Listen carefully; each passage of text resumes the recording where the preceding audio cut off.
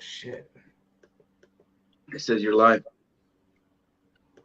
Hey, Shalom, y'all. No, not yet. We're about to jump on. Barack Ayala, where you at? Trying to get you on. It says you're live. 1 second, other one. Okay.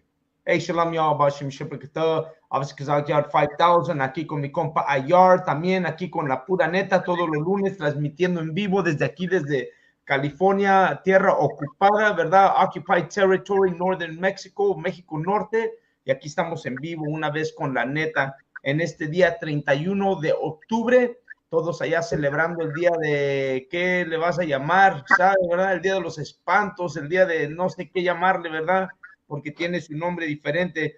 Pero claro, eso es para la gente que celebra en los Estados Unidos ese día, ¿verdad? Pero claro, para nosotros la raza mexicana se prepara entre, ¿qué es? Mañana y pasado, el Día de los Muertos, ¿verdad? Así es con lo que se prepara la raza mexicana, que pronto vemos la celebración, pero hoy vamos a hablar de todas las celebraciones, no nomás de este día, porque claro, este día es un día que se ocupa para esto aquí en los Estados Unidos. La gente agarra de vestirse de diferentes maneras, es las tradiciones que tienen los güeros que ellos siguen, el vestirte, el ponerte una máscara, el disfrazarte de algo, el ser disfrazado de algo, ¿verdad? Y salir a, según tú, ser alguien que no eres, ¿verdad?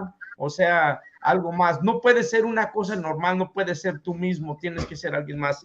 Pero antes de seguir, vamos a dar el saludo primero a mi compa Ayar. ¿Desde dónde nos visitas, Ayar? Shalom, venimos de Portland, Oregon. Ándale. Officer of 50. Ándale, para la raza que está en Oregón, en Portland, Oregon, por allá, ya saben que pueden comunicarse con Ayar, que es el oficial que está encargado allá en aquella área. Así que cualquier cosita que quieran saber o quieran tener más información sobre las clases de la Escuela Israelita de Conocimiento Práctico Universal, pueden comunicarse, claro, con Ayar. Ahorita ponemos el número por si quieren comunicarse con él al ratito, pero por hoy vamos a seguir adelante con este programa. Y claro, una cosa es que uno quiere salir, ¿verdad?, a divertirse, uno quiere salir a comer, que a la tienda, y donde quiera que vas, las corporaciones americanas y todos los demás tienen preparado los días festivos. Pero ¿qué significan los días festivos para nosotros? Hoy, antes de seguir adelante, está conmigo el oficial Barack Ayala 500 desde, ¿de dónde? De Canadá. ¿Así es, Barack? Claro, hermano. Claro, hermano. Ándale, go ahead and introduce yourself. Échale ganas. So, Yabashim Shabak Thumb to all the brothers, Yabashma Atam Bashim Yashat to all the sisters. This officer 500 Barack Ayala, oficial de 500 Barack Ayala, tú sabes. You know, and tonight, just like every Monday night, we have La Pura Neta, where we bring all the necessary information, the best Black, Hispanic, and Native Indian show on earth after Black Watch News. You understand? Y también está con nosotros el oficial Kesharwan, de aquí de California. También, go ahead, Kesharwan. Shalom, Yahweh Hashem Yahshua, oficial Kesharwan, aquí desde Pasadena con mi hermano Kazak Yar, aquí en el proyecto de La Pura Neta. Sacar la verdad. Así es, así es. Y pues vamos a seguir adelante, ¿verdad? Y claro, como estábamos diciendo, hoy es el día de, pues, ¿qué le queremos llamar, verdad? Ellos dicen Halloween, nosotros le llamamos el pinche día de espantos, ¿verdad? Así le vamos a poner nosotros. Pero la cosa es que, aunque hoy es día para ellos, nosotros, la raza mexicana, esperamos celebrar esta semana el Día de los Muertos, ¿verdad? Esa es la celebración de la raza mexicana. Y Barack Ayala es de las islas, ¿verdad? Barack, ¿qué celebran allá? ¿Qué tienen allá que es casi así como lo que se celebra aquí? Creo que en las islas es Halloween también, como el Día de los Gringos. Pero creo que es Halloween también. Oye, ok.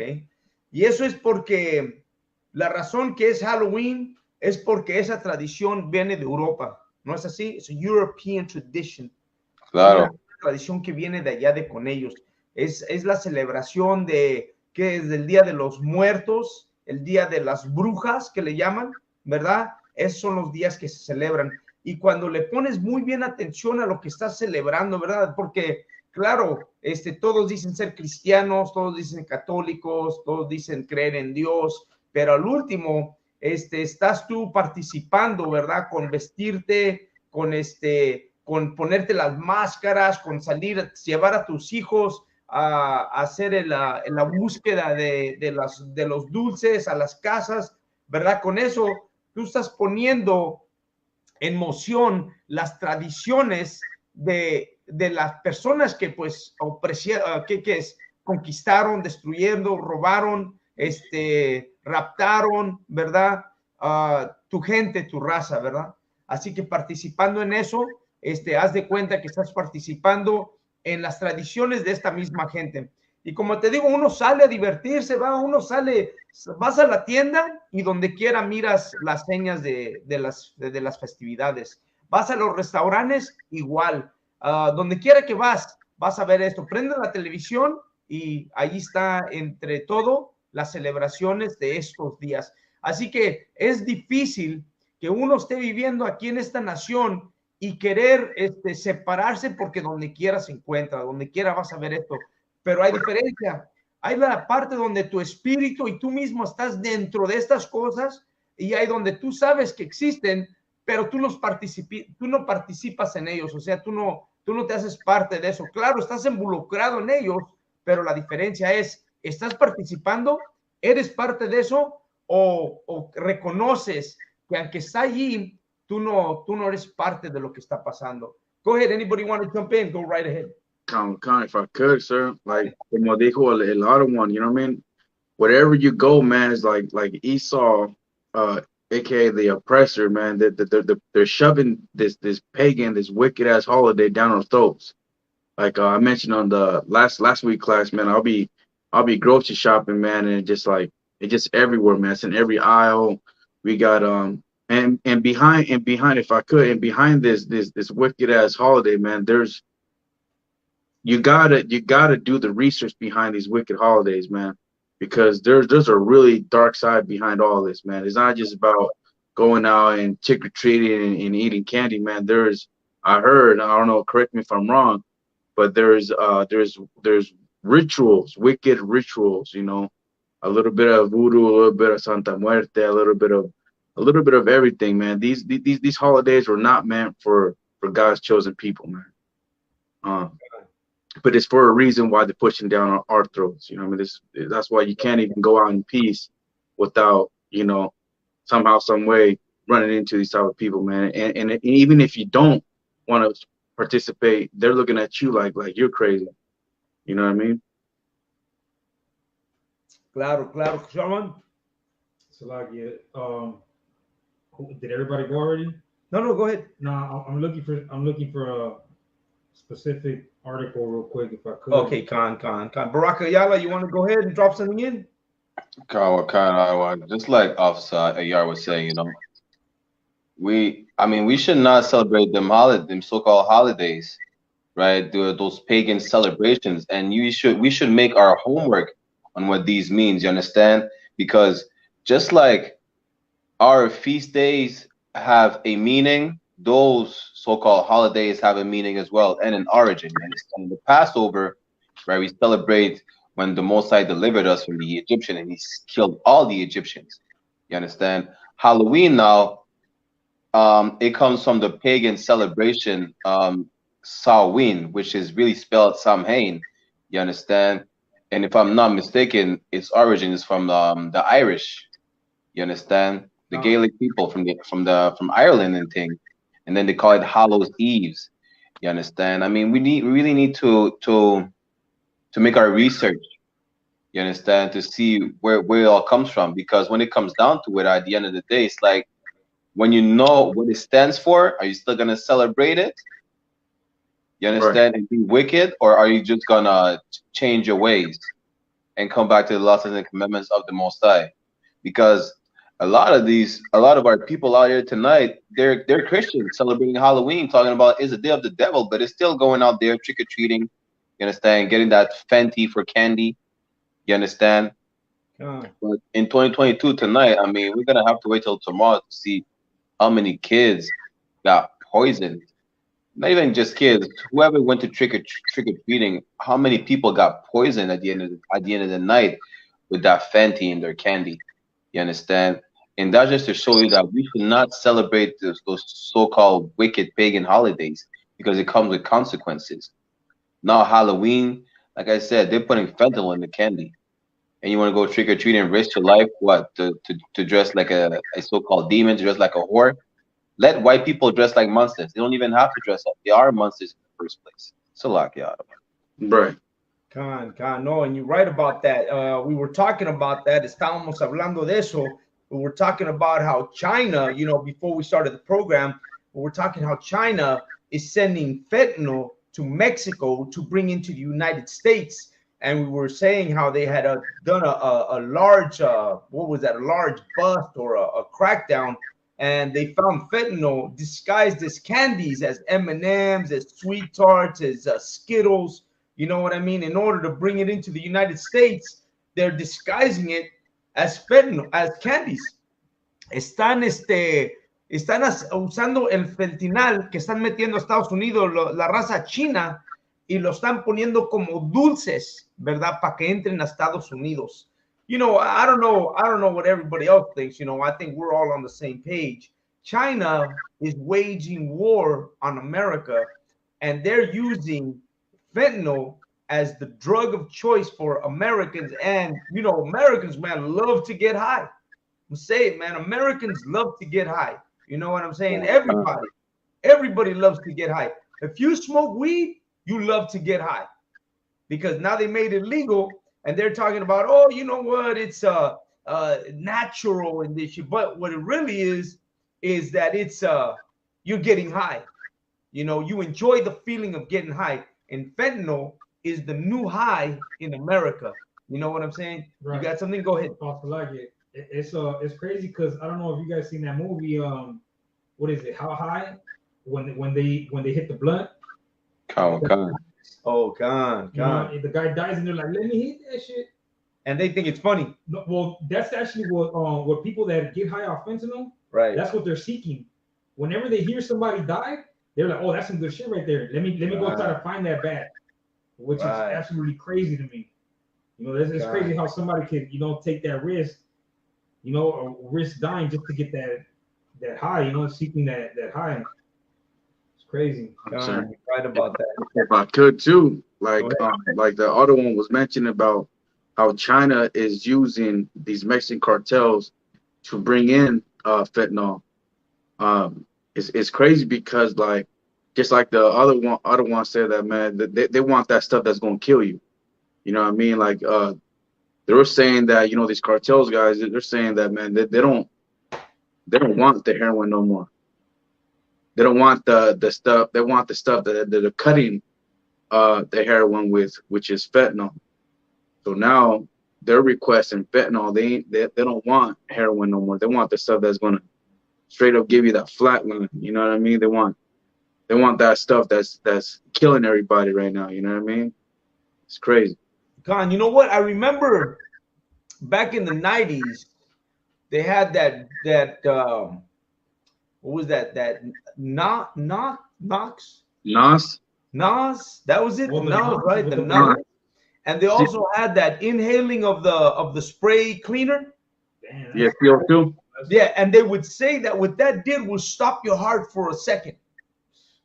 The Nas and that shit, when you take it, what it was actually doing was stopping your heart for a moment. In other words, you were dying for a second. You know what I mean? And then coming back. And that's what people were seeking. Everybody knew that that's what it did. Everybody knew that hitting Nas and doing that was actually going to stop your heart, kill you for a second, and you were going to be able to come back. And you know what? That's what people were seeking. People were seeking to die for a second and come and be able to come back. You know what I'm saying? And that's exactly what this is right here. People are actually dying with this fentanyl, and that's what they're looking for. Like Sharwan said, they're looking to die. You know what I'm saying? Right. They're looking to die, man. That's the ultimate drug, is death. You know what I'm saying? It's like it. Also, it's heavy because that's that demon. That's that demon that's trying to get you to kill yourself. God. Right. That's true. That's true. It's a Very demon true. that wants you to do that. Go ahead. No, Salakia, the one that's very true, man. Like United States is in such a bad condition. Like United States, the biggest I think they might be the biggest consumers in the world. I mean, United States has the biggest junkies, man. You know, and just like the other one was saying, man, is like they want that stuff that's gonna bring you closer to death. You know what I mean? God. They want to feel death. They want to know what death feels like. America, man, I think America, that's what America is. Just a place of you know, they go to war. They're the masters of war. They're the masters of killing. They're the masters of making atomic bombs, nuclear weapons. They're the masters of all this. And China is sending, what is that, a biological warfare using drugs to destroy America. And they're blaming it on the Mexicans. They're like the Mexicans, but they don't want to blame it on the Chinese. You know what I'm saying? But it's the Chinese that are doing this. Right. That goes same thing with the immigration issue. There's so many Chinese people coming in, but they're more focused on the immigration that's going on with the Mexicans. You know, I mean, everywhere I go, I see Chinese people that don't even speak English. Right. A whole lot of Japanese, a whole lot of, you know what I mean, of Asians, but nobody's talking about the issue of the immigration with the Asians. Right. You know what I mean? They're so quick to point the finger on God's chosen people, man. Right. They're quick to show on Mexican people, man. They're quick to blame us for all this shit, but they don't realize that the Chinese already started their invasion.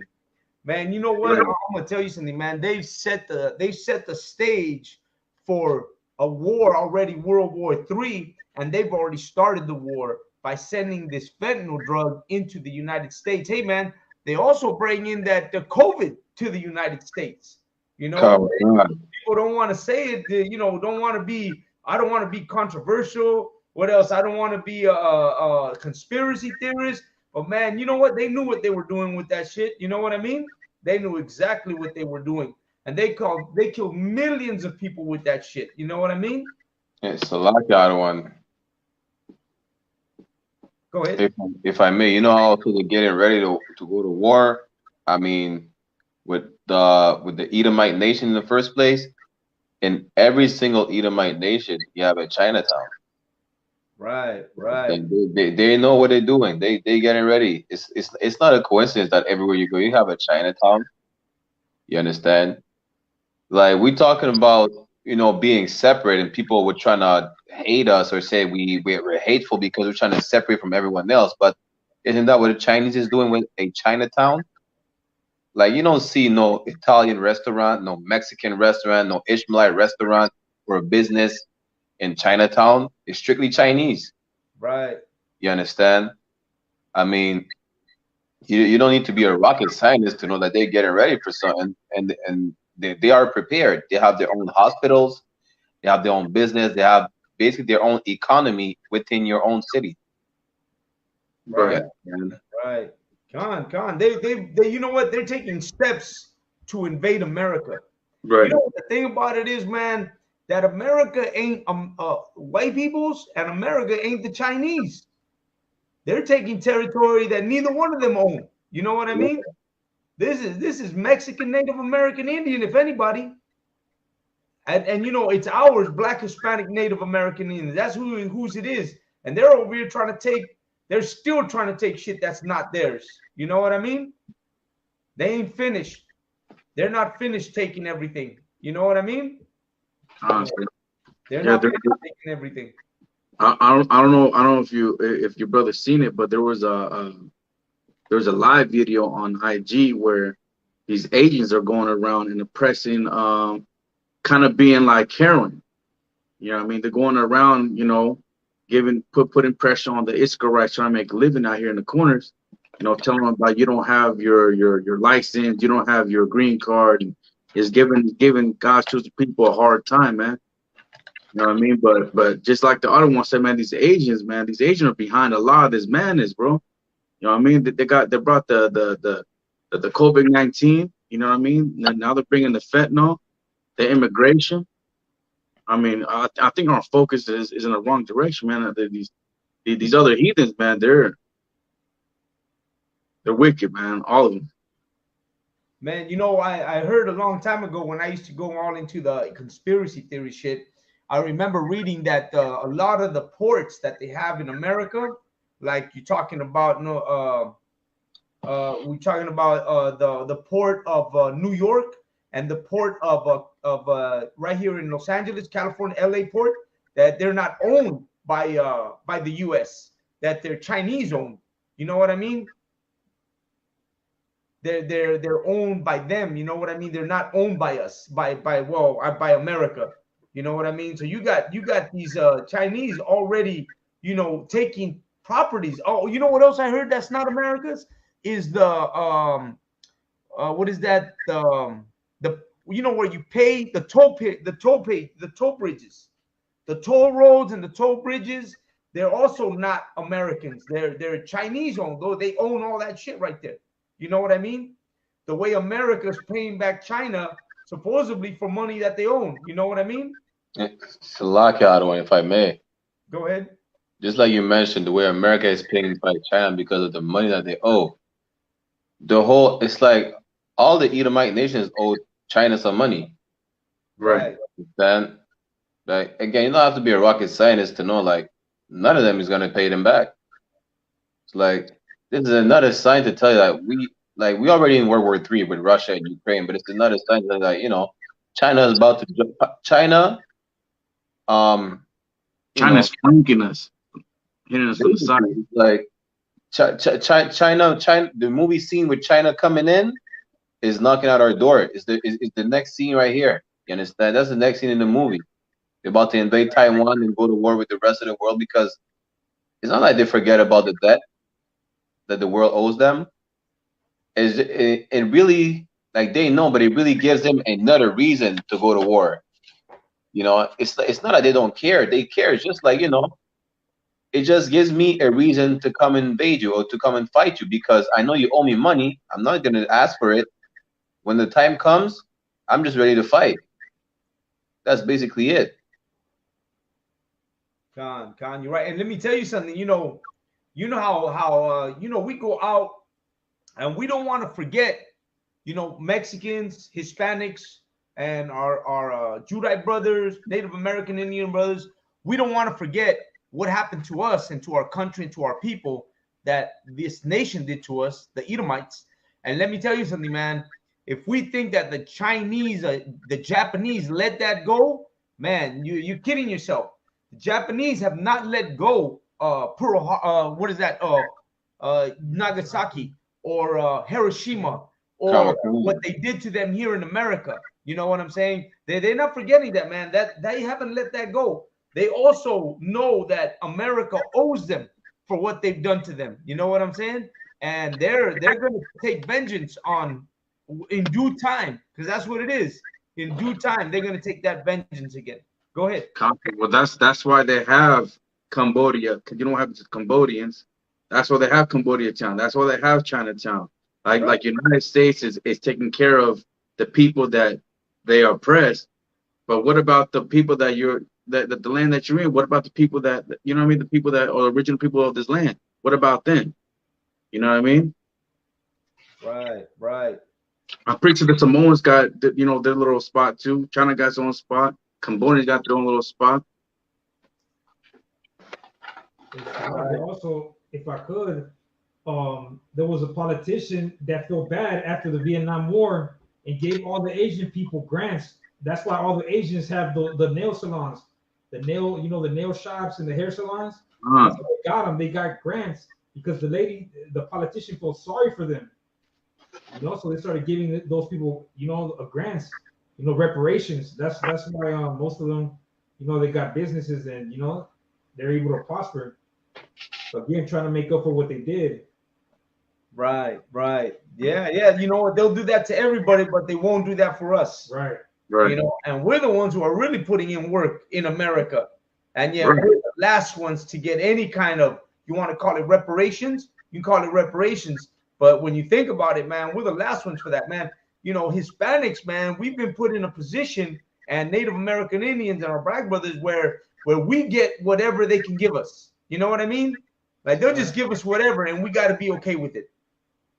Right. You know what I'm saying? Like, they're giving us scraps and giving us whatever. You know what I mean? Salaki, if I could, that's a heavy point that you're bringing out, because what happens when you get pulled over, you know, by the cops, and they harass you, right? And by the end of the whole harassment, they say you going home, like, man, you don't even care about the harassment.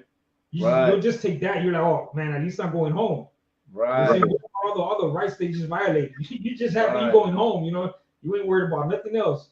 You know, like you said, we just take whatever they give us, the little crumbs. Right. Because we're thinking it could have been worse. Yeah, hell yeah. We're like, damn, man, I got away with nothing, man. I could have been worse. You know what I mean? Hell yeah. I think it was Lahab that was telling me that one of his co-workers, her husband, she's a female, her husband, she took him over to the slavery, and you know, he met Lahab, and she introduced him to Lahab, and Lahab started talking to him, and the brother was telling Lahab what had happened to him, and how the cops had pulled him over, and how they had beat him, man. They beat his ass up, you know. Right. They hit him, they beat him up pretty bad, and he was just like, he said he walked away from it. They didn't arrest him, they didn't take him in, they let him go, and he was just glad that they let him go. Right. You know, but he didn't take into consideration the beating that they gave him that same evening. You know, how they beat him down, how they humiliated him, bro, how they beat him. You know what? I mean, that's like something that we just like, oh man, I'm just glad that I got away from it, you know. But don't do that to the Asians, because the Asians go get a lawyer and sue the hell out of the department. They're ready to sue the department and get their money. Right. But you know, talk about us, man. We're just like, man, sweating it out. I'm just glad I got out alive, because we already know what they're gonna do, to what they're capable of doing to us, and that's killing us. You know what I mean? Right. Absolutely. Yeah, we're just happy to make it out that bitch alive, Salaki. Right. You know, because that just comes to show you how oppressed our people are, man. We're just happy that we're able to walk home alive, because we all know, man, that these police officers are so quick to gun down a Mexican, to kill a Black or Hispanic man. You know what I mean? And how you don't see Asians getting beat down that way. You don't see Samoans. You don't see any of these other nations getting beat down like the way we're getting beat down. But that's because, I believe, it's because they have a nation to back them up. Right. You know what I mean? And my question is, well, we have Mexico, but why are they still beating us down like that? You know what I mean? Why isn't Mexico saying anything to the United States? You know what I mean? Like, they know not to put hands on an Asian or people from India or from Africa, because they got a nation that's going to back them up. But what about Mexico? Where's Mexico at? Mexico ain't saying nothing. You know what I mean? Go ahead, Adawan. Right, go ahead. What I was gonna say was that because when they do that to an Asian, or when they do that to an Arab or a East Indian, you know, that's an act of war. It's an act of war. We don't have that righteous leadership. We don't have those those leaders that are gonna back us up, at least not publicly known, you know. Right. And that's so true, you know, because we're satisfied with whatever we get. You know what I mean? The other nations, they're ready to go to war with America.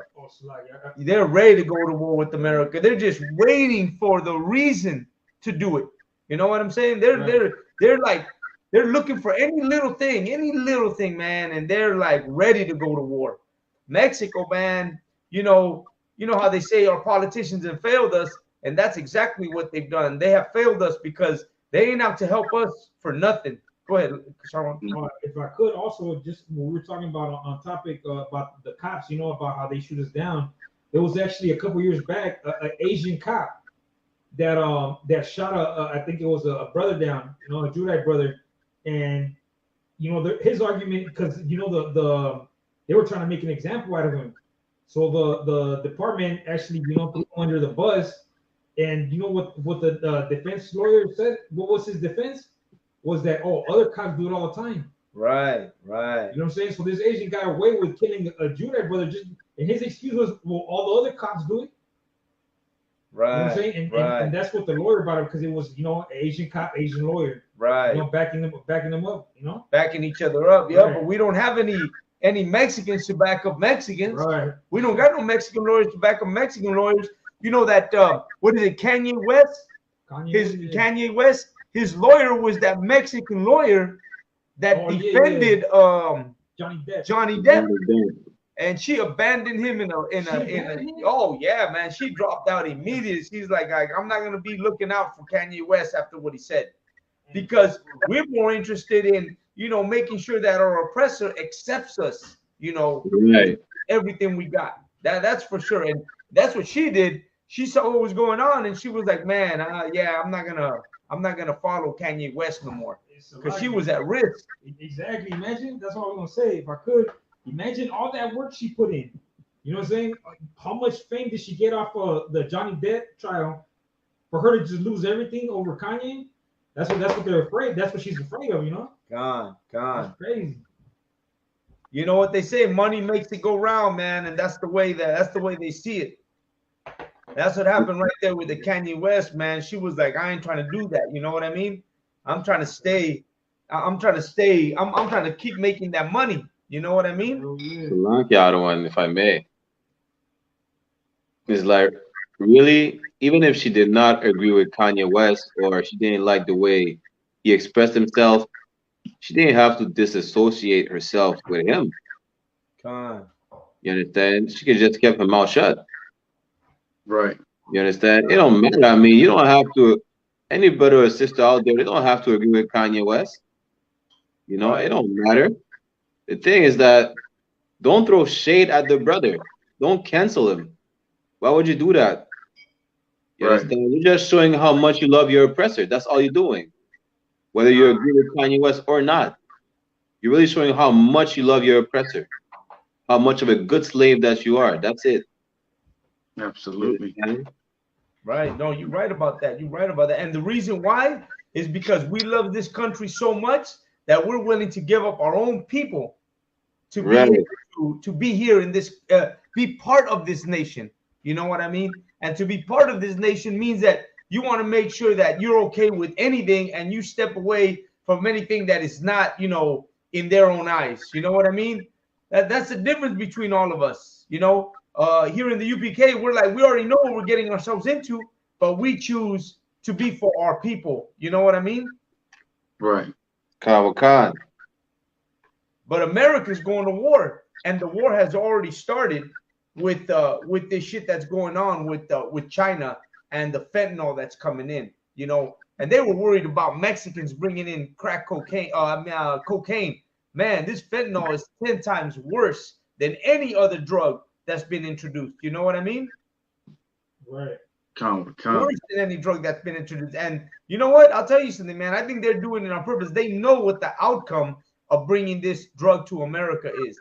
And you know what? I don't know if y'all seen San Francisco, right? What is that? New Jersey, Philadelphia.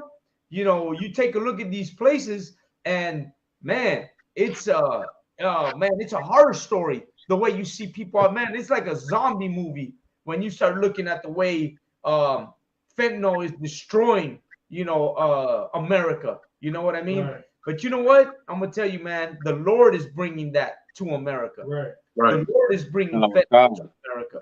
That's what it really is. Go ahead. Anybody want to jump in? Go ahead. Sir. I mean, no, you're absolutely right. So I live in downtown. I live in Portland. You know what I mean? And Portland is it's like tent city. You know what I mean? You see that they're not ashamed of being a junkie anymore, man. They're smoking that shit right in front of you. You know what I mean? They will ask you some change while they're smoking the dope right in front of you.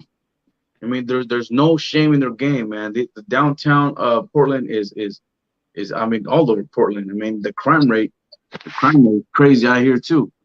And I think behind all that's because of the drugs and the money and the inflation, everything is a mix of everything. You know what I mean? But yeah, man, this drug is like 10 times worse than heroin. Con, absolutely. And you know what? It's funny because, man, you know, America was trying to blame Mexicans for everything, and the people that they love so much, the Chinese, are the ones that are bringing that shit to America. You know what I mean? They're the ones that are, their favorite people are going to destroy Americans. Man, you know, they're quick to, you know, they don't call Chinese illegals. They don't come against Chinese. They don't come against the Asians. They're not deporting Asians. They didn't do a mass collection of agents to deport them, even though they knew that they bring that goddamn what is that COVID to America. Mexicans didn't bring COVID. We Right. ain't that dirty. They bring that COVID, and they still have them here. They still allow them to be all over the place. You know what I mean? But yet us, they see us as the worst problem that America has. You know what I mean? And yet these Asians, man, they're like, they're ready to go. You know what I'm saying? They're ready to destroy America and do everything they can to end this place. Mexicans, man, we just come to work. Shit, that's it. You know what I'm saying? Absolutely. Go ahead. Absolutely. Exactly. You're absolutely right, One. We just come here to work, man. I Right. mean, we don't run United States, but we make America run. Right. You know what I mean? Right. We're in every kitchen of those Chinese peoples, man. Every Chinese restaurant, any of those type of restaurants, you see a Mexican back there cooking, cleaning. You know what I mean? We just come here to work, man. Right. And you know what the sad part about it is, man, is that Mexicans see that. Like Raza, we know that. And you know what? We prefer to fight against each other than to understand that this shit is going on. You know what I mean? And we prefer to come against each other and become enemies one against another instead of understanding that we can look and see, man, plain and simple, we see it. You know what I mean? And yet none of us do anything to wake up and be like, hey, man, you know what? You're right, man. You know, because I know, man, I talk to people and the first thing, oh, no, we're all the same, man. You know, Asian love, you know, Armenian love, fucking, you know, all this love, but yet we'll hate each other, man. You know what I'm saying? You're right away. You'll see what is that? Dodger games, football games. You know what I'm saying? Like, have you ever seen the fights at football games? Have you ever seen They should might as well gangbang, other one. Yeah, they might as well be gangbang. Actually, what they're doing, man, is now they've gone from being a street, you know, from being a hood to being goddamn baseball fans, football fans. You know what I'm saying? Like now you don't have to wear a 13 or a 14.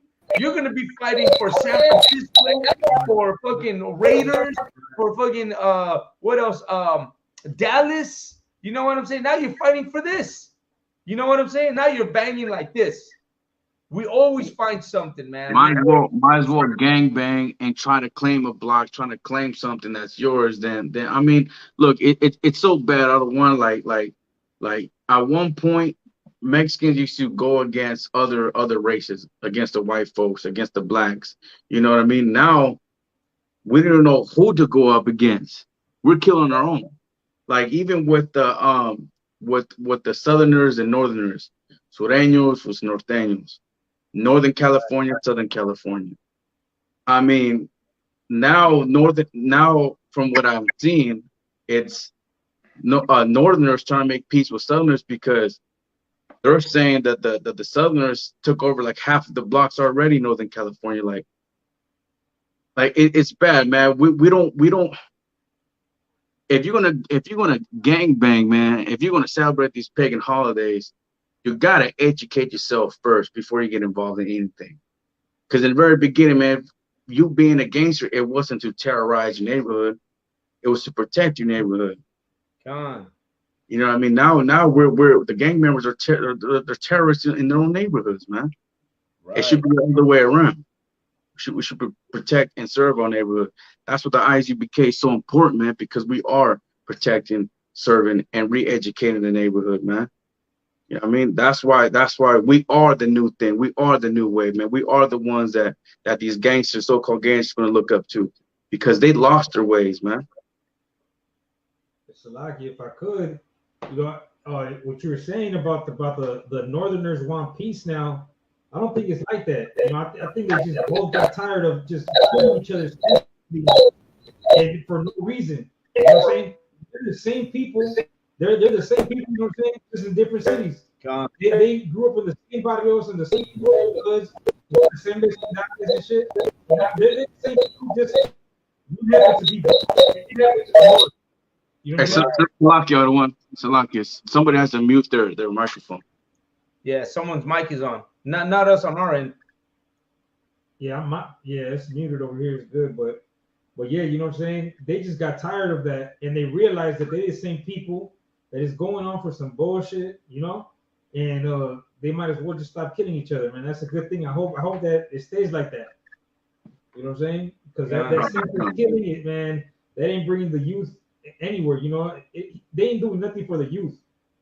Right. I mean, we're what's that scripture? We're hard-headed people. Right. You know what I mean? Like we're killing each other so much. It's like by us killing each other is how we bring peace. War brings peace. Right. We have to kill each other by the hundreds. You know, by every year we kill each other. Just so what I meant to say, man, is that what the Southerners and Northerners are eventually doing is they want to come to a peace treaty, which they should. Right. Because I mean, we got these oppressors, man. They've been ready. You know what I mean? The KKK don't have to hang anybody anymore. Right. You know what I mean? We're killing each other at a way higher rate than when they were killing us back in the days. Right. You know what I mean? They don't have to do nothing right now. They're like, hey man, all I'm gonna do is I'm just gonna come to the hood, drop a bucket of guns, bring the alcohol and drugs, and kick back and eat popcorn and watch these motherfuckers watch these black Spanish Native Americans kill each other.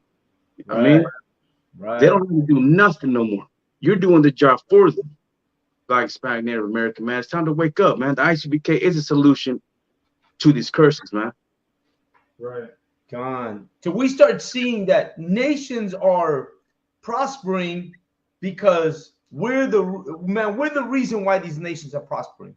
Right. Because of our quarrels between ourselves and between each other. That's why we've been in the situation that we've been in so long. That's why Black and Hispanics have found themselves, you know, in the ghettos, in the housing projects, in the reservations. Right. The reason why we've been there so long is because we ourselves have created the problem that doesn't allow us to move forward. Right. You know, that's what it is. And we stick to ourselves. You know, you can tell just by, you know, like Hispanics alone. I'm going to talk about La Raza. You know, you go from one block to another block, right? And it's a quarrel. Like, let's say Highland Park, Avenue 30s and Avenue 25, they're enemies. Right. That's only 5 blocks away. And you got enemies between Avenue 30s and Avenue 25. And the reason why our area became gentrified is because we haven't been able to come together. And now in the avenues, you got in Highland Park, you got gentrification coming in, and your grandpa's house, your great grandfather's house has now been lost because the ignorance of our people that didn't allow us to be like, you know what, that's my grandfather's house. Let me continue it in our generation. Before, man, our ancestors used to want to leave everything for the generation. Now we don't leave nothing for our generations. The only thing you know what was being left for our generations? Think about it, man. The only thing that we're passing on to our generation is what? The Cholo style, the gangbang style, the Pachuco style, and you're calling it culture. You're saying, oh, you know, this is cultural. This is what we got to hand down to our generation, la cultura mexicana. Well, what about our land? What about our houses? What about our neighborhoods? What about our barrios? Well, that's more than culture. That's property with value. neighborhoods of ours, and we're allowing them to be destroyed and taken from us because we value more a pair of pants or a goddamn t-shirt or a culture of tattoos. We value that more than we do leaving something for our children worth value. That's the problem with Raza. That's the problem with us. We ain't seeing it. And you know what? Let me tell you, man, our black brothers are the same way. I seen it. They ended up in the same pot that we are. We let all our values that our great-grandfathers and our grandfathers had, and we let it go to waste. You know, your grandfather had property. Your father had property. And within his generation and your generation, you lost it. You no longer have it. They're moving you from here to rent over there, to rent in the desert, to rent in places where you've never been. And now you've lost the most valuable thing that our people had, and that was our land. That was our place. Go ahead, Gishar Salakia. Salakia, if I could, and all because your pride got in the way. You know, you had to go put in that work for your neighborhood. You know what I'm saying? And that's why you got locked up, and then you lost the house while you were locked up. When you can't do nothing when you're behind bars. You know what I'm saying? A family member dies, you can't go to their funeral. You know what I'm saying? You can't mourn them. You got to stay on your toes in there. You know what I'm saying? You can't. There's no mourning. You know, your family members that die while you're in prison. There's no going back on that. Concert. There's no. So no, if I could, I'm saying there's nothing gangster being locked up, man. Right. There's nothing gangster about being behind those bars, man. Right. You know what I mean, there's nothing gangster terrorizing your own neighborhood, poisoning your own brother. There's nothing gangster about that, man. The real gangster is taking over your blocks financially. Right. They're bidding you with this now, not with this. Right. You know what I mean? They got you killing your own kind. Right. You know what I mean? So who's the real gangsters, man? Hey, Salakia. Go ahead, other one. The so-called gangsters, right? There's nothing gangster about doing whatever they're doing right now. As a matter of fact, so-called gangsters take pride on being, you know, having a free spirit, you know, like nobody can control them, whatever the case is. But really, the white man controls them because it is the white man's, the oppressor's agenda to have you kill your own people, to sell drugs in your community. You understand? To rob your own. At the end of the day, whatever you do, the white man wants you to do it, and you're doing it for him. You're doing the white man's job for the white man. And we're damn good at it. Right. And at the end of the day, y'all are getting caught up and end up in jail because, you know, it is part of the plan. It is not like because, oh, you made a mistake, you slipped up, whatever the case is. That's just part of the plan. You understand? Destroy your own people. When they're done with you, they lock you up. You understand? I mean, so-called black, Hispanic, black Latinos and Native American Indians, we should not even be criminals. You understand? There is not one so-called Negro, Latino, or Native Indian criminal that has ever lived a happy life, right? Never going to jail. We are the worst criminals, man. We're the worst criminals. We're destroying, like I said earlier, we are destroying our neighbors. Man, look, we're trying to act like the real gangsters, man. The gang banging comes from them. We watch them, now we're doing it. Right. Man, how many more years do we have to go continuing the white man's program, their agenda, man? How many more years do we have to go gang banging and trying to take over these blocks that really don't even belong to us? You know what I mean? What they're doing is gangster, man. They're actually kicking you out of their own neighborhoods, man. Out of your own neighborhoods, out of your grandpa's house, mom's house. They're doing what you think is gangster, man. They're the ones actually taking over the blocks. You know what I mean? They're running you off the block. Exactly. And they claim it as their own. Right. You understand? I mean, they're the real gangsters. Right. We're basically, you know, we're wannabes. We want to be drug dealers. We try to be, but we're horrible at it. Right. One thing that we are naturally good at, man, is being righteous. That's in our DNA. serving the Lord in our DNA. We have the zeal, we lack the knowledge, man. That's why the ISBK is so important. That's why La Pura Neta is so important, man. Like the Black, Hispanic, Native Americans need the ISBK, man. We are the cure to the madness, man. We're the goddamn vaccine. You know what the problem is with Raza is that we lack understanding value of who we are. You know, we wanna hold on to things that don't help us in any way. We want to hold on to a culture that destroyed us. Like for us, it's important to look a certain way, to be gangster. You know what I'm saying? Never understanding that look never helped us for anything. You know what I mean? It didn't get us nowhere. It didn't do nothing for us. What it did was destroy our neighborhoods, destroy our blocks. Like you're wearing the outfit of destruction. You're wearing the look that destroyed your people. It's like if the Germans were to come back and wear Nazi clothes, the minute you see them, you're like, oh man, he's a Nazi, bro. You know, like you look at him and you describe him as this individual who's a Nazi. You know what I'm saying? If the white man comes around and wears a white hoodie and the white clothes, you look at him and you're like, oh, he's a KKK member. Well, likewise us. When you come out looking like that, you're wearing the clothing that you wore when you destroyed your people. If you can connect anything and put any pieces together, you should understand that there's a certain culture that was destructive to our people. Let me tell you something. Understand this, man. The Pachuco culture, the baggy pants with the long chain and the long trench coat and the hat, that wasn't destructive.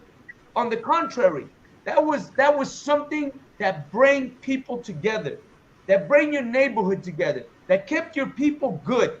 That you know what, this culture of Pachucos, you can look for it. You can look at it. It's in movies, carnal. If you look at the old Mexican movies, who am I gonna mention? Tintan, Resortes. Who am I gonna mention? Perez Prado. Who am I gonna mention? You can mention a lot of people who, with this look, with this way of life, were able to prosper, were able to go forward, keep neighborhoods together. The Pachucos, man, you know, they used to have their shindigs where they bring their old cars, bring their ladies, bring their, you know, when you were Cantinflas, thank you, Kitil, Cantinflas. When you look at this era of the Pachucos, you can think about when you were on downtown LA in Broadway during the Zoot Suit riots. Let me tell you why the Marines or the Navy, right? Why the Navy chose to go down to Broadway and to do that to the Pachucos, to the Zoot Suiters. Because they seen success.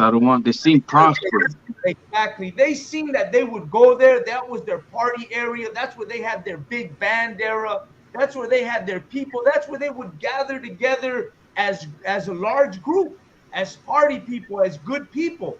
They would go there and that's where they would be. That's why they chose that specific spot to go into that place. It was called the $1 Million, and pull the Pachucos out and strip them of their clothes and strip them naked in the street. They chose that area because that was a Mexican area. That was a Mexican neighborhood. That was where Raza used to hang out. That's why they knew to go there.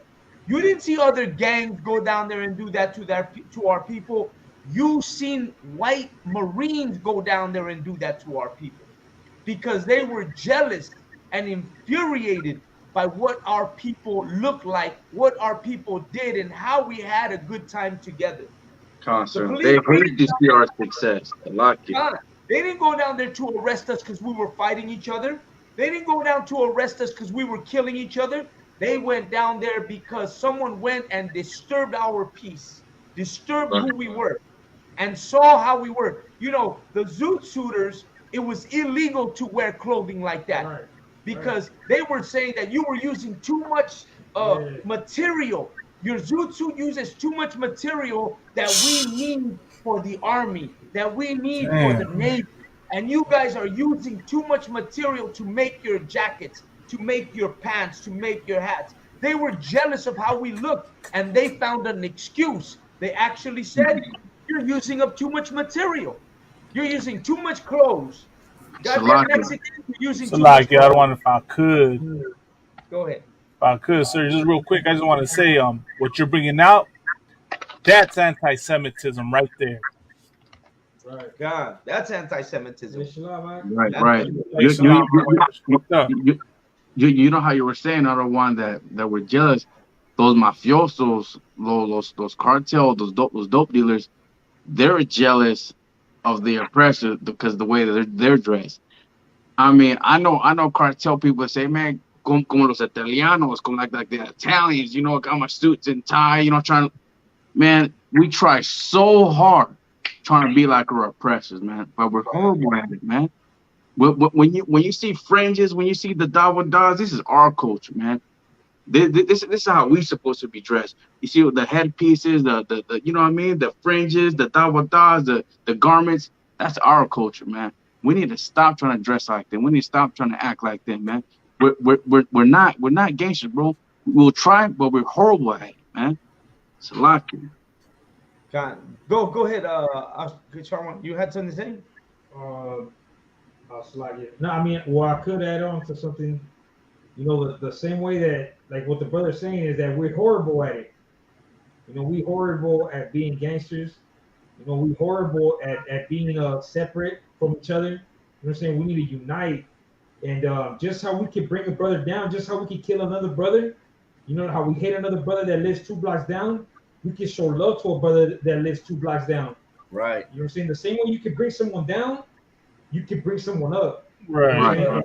For everybody. And imagine the, you know, the power that we'll have just within ourselves, just within our small communities, if we, instead of hating each other, started uniting and loving each other, showing love to each other. Or you got a business, or let me support your business, even though I gotta pay a little bit extra. Yeah. You know what I'm saying? I'm gonna pay a little bit extra because you're supporting my family's business. You know what I'm saying? And that right there will help each other out, man. The same way you can bring a brother down or someone down, you can bring that brother up. You know what I'm saying? And that's what I think we should do. That's what you know, that's what we need to do in order to stop suffering the way we're suffering. And maybe these other nations will stop looking at us like we you know, like we're a people that can be taken advantage of, like the scripture says. Mm-hmm.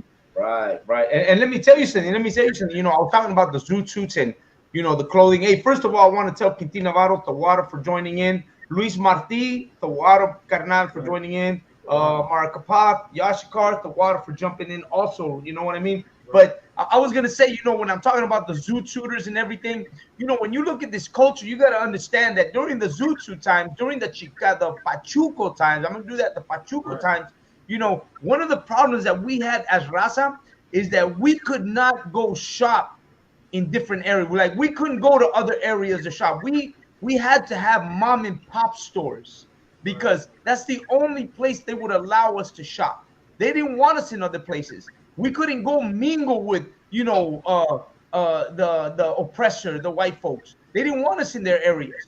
We had to find shops of our own, start our own businesses. You're wondering why Mexicans are so good at doing business is because we had to adjust to the way America used to treat us.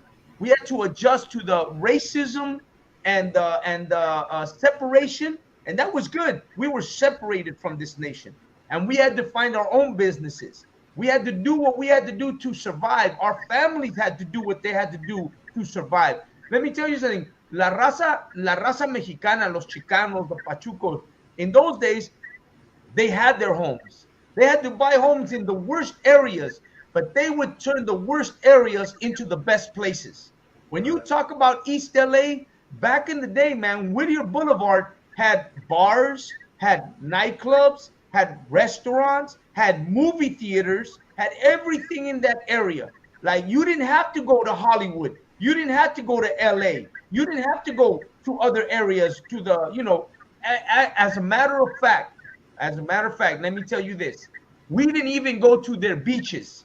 We didn't go to, what is that, Santa Monica, or what is that, Malibu, or Huntington Beach. because Mexicans weren't allowed to go to those beaches. So Raza had their own beach. For the old school folks, it was called Marrano Beach. Marrano Beach wasn't even a goddamn beach. It was part of the LA River, but it was a big place called LA. Today it's called Leg Lake. It's out in Montebello, and it was the biggest spot where the river ran, and all the raza used to go out there to hang out. That was a beach day for everybody.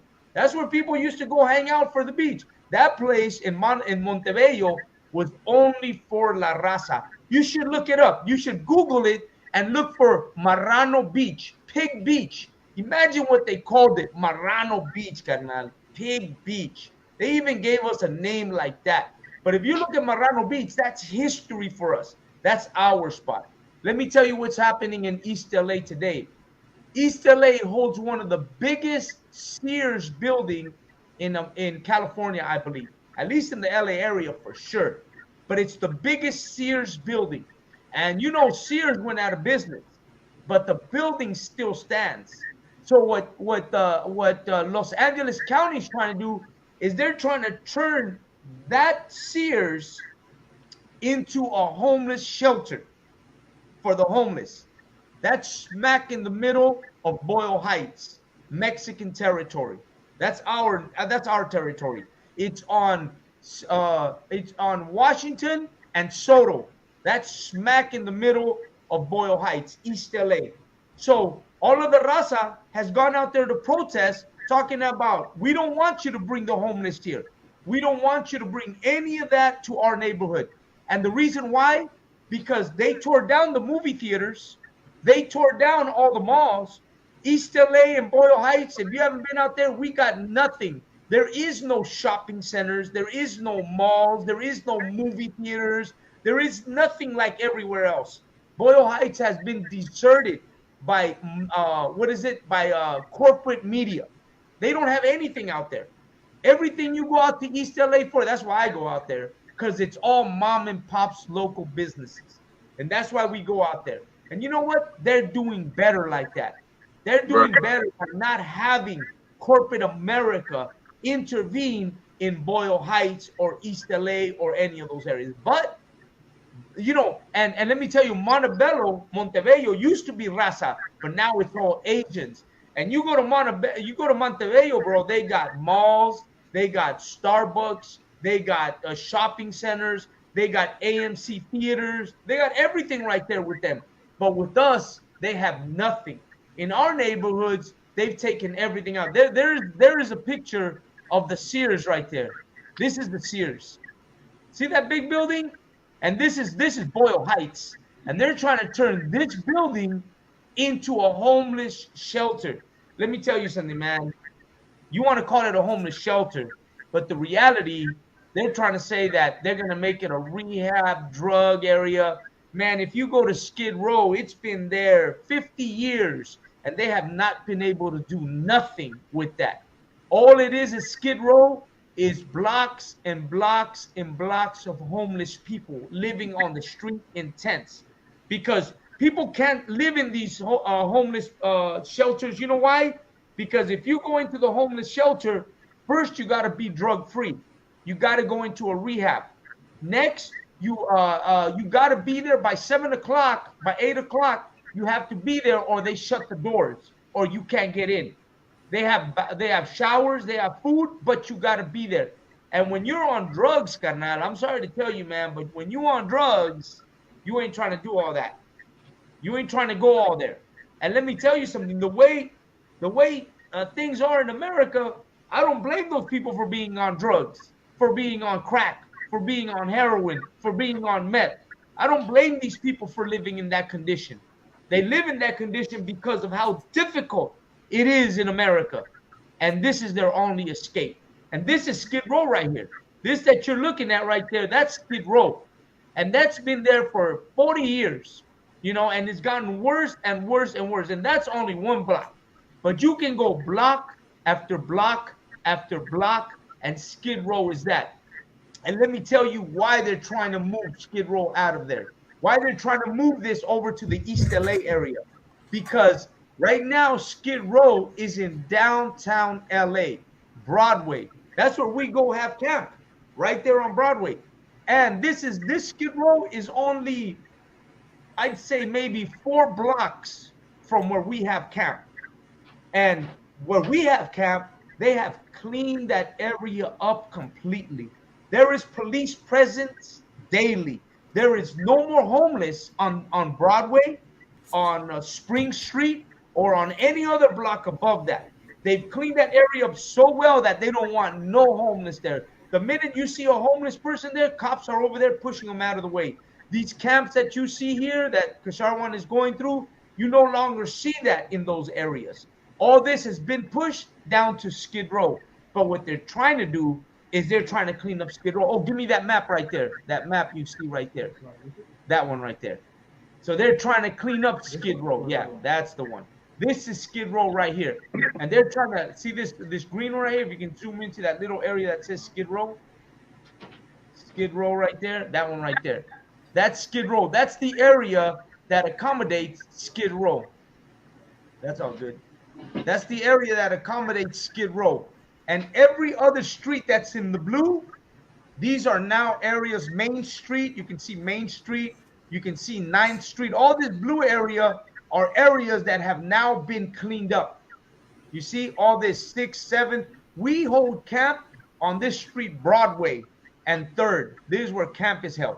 And all this area used to be garbage, but now it's been completely cleaned up. No more homeless, no more, anything like that. They've cleaned it up and they've left it in this little area between 3rd, 7th, Alameda, and Main. This is Skid Row.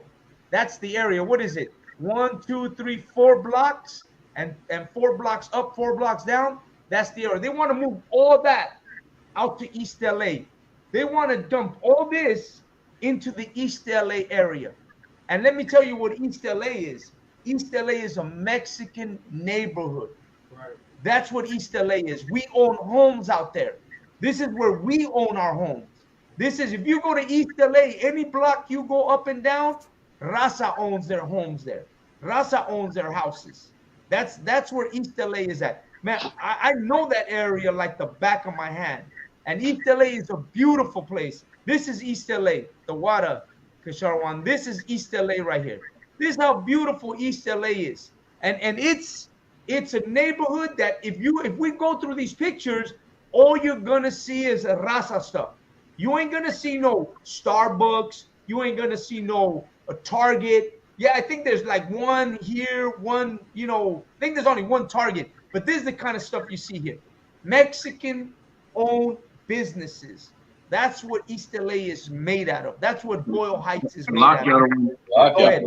If I could, isn't like Boyle Heights like the last like Mexican neighborhood? This is the last of our neighborhood. Right. Absolutely, Kana. This is the last of our neighborhoods. Go ahead. If I could, I don't want to heavy that you bring that out. I remember, back in the world, there was an event that me and the people I knew in the world that we were attending. It was like I think it was called the Last Coffee Shop, and there was a Raza-owned coffee shop, and they were like having some event where they were showing off artwork, right? Because they were trying to raise money up to keep the shop open because of gentrification. Because they were trying to like they couldn't keep up with like places like Starbucks and all these other big chain coffee shops. So it's just it's heavy that you bring all that out because it just shows that the very little bit we have left, which is Latino, so-called Hispanic, Raza, Mexican, brown business, you know what I mean, is hanging in there trying to keep trying to last and survive. And you see LA, like the city's just little by little trying to wipe us out, man. That's just proof of it right there. You know what I mean? And I think they didn't succeed. I think they shut down. You're right. They didn't succeed. And let me tell you something. Like, you want to help the homeless out, right? You want to help the homeless, but the true reality of the homeless is that it's a drug problem in America. I was just going to say, I don't want. What's that? Salaki, sir. If I could. There's a big difference between being homeless and then being a drug addict, man. There's just two different things, man. The majority that you're seeing, the guys holding up signs, is not homeless people, man. Is drug addicts. They're not asking for money to pay their rent. They're asking for money to pick up a next sack. Right. There's a big difference, man. Salakia. No, and you're right, Ayar. That's what it is, and you know, the city is trying to throw out this taking this homeless shelter, and this is not a small thing. This is a major building, this Sears Tower. This is, you're gonna hold thousands of people in there, and with it, you're gonna bring in a lot of people to that area that don't have homes, don't have nothing. And yeah, we're not trying to say don't help them, but at the same time, you know what? You got Hollywood. God damn it, you got North Hollywood, right? You got Sepulveda. You got West Hollywood. You got plenty of areas where you can go place your rehab center and make it work. Downtown LA's got plenty of centers. You know, if you ain't making it work in downtown LA, what makes you think you're gonna make it work in East LA? You know what I'm saying? Didn't we already have enough with all the garbage they threw at us when they were making the projects all across East LA and putting people in the projects? That's what it's called. It has the name project because they were seeing how the reaction in the generations of people who had to live together in small communities would react. You know what? East LA is a beautiful place, man. Boyle Heights is a beautiful place. And you know what? They need to stay out of that. And you know what? That's why we fight so hard, because you know what? They're not doing it to Chinatown. They're hooking it up.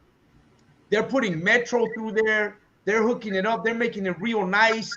They're making Chinatown like, you know, a real nice place. Well, they got some empty buildings right there in Chinatown. But you know what they're building in Chinatown? They're building condos that are worth a lot of money. That Mexicans ain't going to live in those condos. We can't afford that shit. Well, you know what? Instead of making those condos, you should turn one of those condos into a housing project for the homeless. That's right there, man. You should do it for them. Why not? You're really trying to help out the homeless and trying to be, you know, Mr. Save a Homeless. Well, then put them right there. Don't bring them out to Boyle Heights. Don't bring them out to our area. You know what I'm saying? Take them somewhere else. Sir. Go ahead. So, like, I don't want, if I could, I don't want. It just shows. I mean, you know what I mean, like how this oppressor is the devil that the Bible speaks of. Because if you recall, right? Remember how there was a big old homeless encampment right outside Angel Stadium in Anaheim? Them Edomites were not having that, and they went and forced all those homeless people out of there and cleaned up that riverbed. You know what I mean? Which comes to show you that these oppressors do not want that in their backyard. They won't even tolerate it. But yes, somehow that's got to be thrown on us. You know what I mean? Hey, Malakma, Echo Park. Right.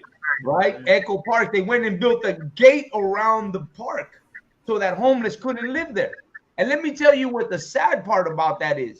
There was a couple of hundred of homeless, man, less than 100 homeless right there at Echo Park. And right there in Echo Park, right next to that, man, just a block away across the street, there's a mega church right there. There's a 3-square mega church, a Christian church. The building is like a block long. Their parking structure is another thing. You know what I'm saying? If the Christians really love Christian people and, you know, God and everything, they should have gave up a piece of their land and helped these homeless at Echo Park.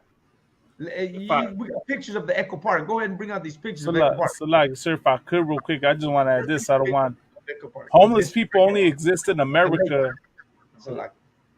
I would say, sir, just want to say homeless people only exist in America because America's just cruel. You know what I mean? America mistreats its veterans. America is all about, you know, that lifestyle of partying and drug use. America, you know, that to be homeless is kind of like, that's American culture. You know what I mean? So that's why it exists. Yes, God. Americans love to get high. The church loves to take American money. Well, then maybe you should help these high people. If you've got that Christian church, they're your people anyways, right? God is love and love everybody, but you can't help these homeless people out. Right. And I wish I had a picture of that Christian church, man, because that Christian church is a mega church that's right there. I've seen it plenty of times driving by. You can't miss it. It's smack right there in the middle in front of Echo Park. And let me tell you something. Echo Park used to be Mexican territory, man. That used to be our place. That's right off of Alvarado. You know what I'm saying? And I remember, let me tell you, I remember Echo Park real well because right there, right on the corner, that's the picture. That's Echo Park right there. That was Echo Park. And all these tents that you see, these blue things, that was people living at Echo Park. You know what I'm saying? And what they did is they went on purposely, and there you go. Oh, and they sent, let me see, put that there. See those? And you know what? It's funny because at my slave, there's a young kid that works with me that he also works for the city doing that. See those guys in yellow? Right.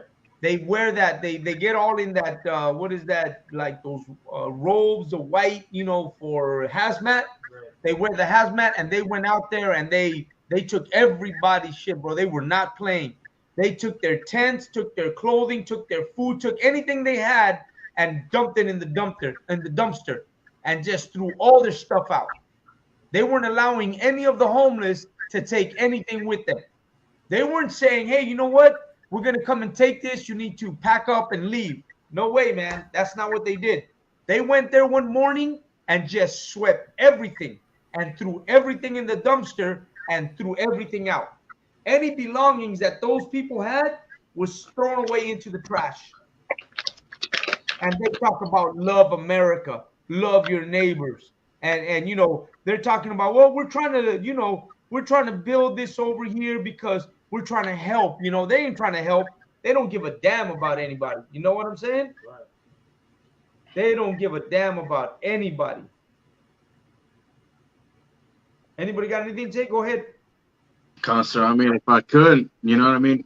Portland's kind of like that too. But it's like this. It's like the homeless don't want to be helped. Yeah. I seen this, there's this big old tent area out here, and they have like a bunch of boxes of food right next to the tents. And, you know, and those boxes been sitting there for weeks full of food. It's like these so-called homeless people, man, they're not trying to get help, man. They like living like that. They are there, man. Just think about it, man. These are Caucasian, man. These are cavemen. These are the original cavemen. You know, Slovakia. For them to live like that they have no issue living like that, man. They're in their natural habitat living like that. God. Slovakia. No, you're right. And you know what the sad part is? Our Mexican people, we weren't like that. No, we're a clean people. Clean people. Con, you're right about that. We ain't never been like that. You know what I mean? Sir, if I could, you never see Raza like you standing out. You rarely ever see Raza out there standing with a sign. You know what I mean? Like you see that where you see Raza standing in front of a Home Depot looking for work to do. You know what I mean? Meanwhile, you see these oppressors always standing there on the corner with a sign, begging for food, begging. You know what I mean? Sir. Hey, you know, here's a fact. Let me drop a fact real quick. You know, hasta los pinches jardineros smell good, se peinan, andan bien vestidos. You know what I'm saying? When you see el elotero, you buy from el elotero ando bien peinado el cabrón, you know, nice. You know, he tries to wear some good clothes. You know what I'm saying? They ain't got no money, but they always trying to look, you know, the best they can. With whatever they have, they try to do the best they can. You know what I mean?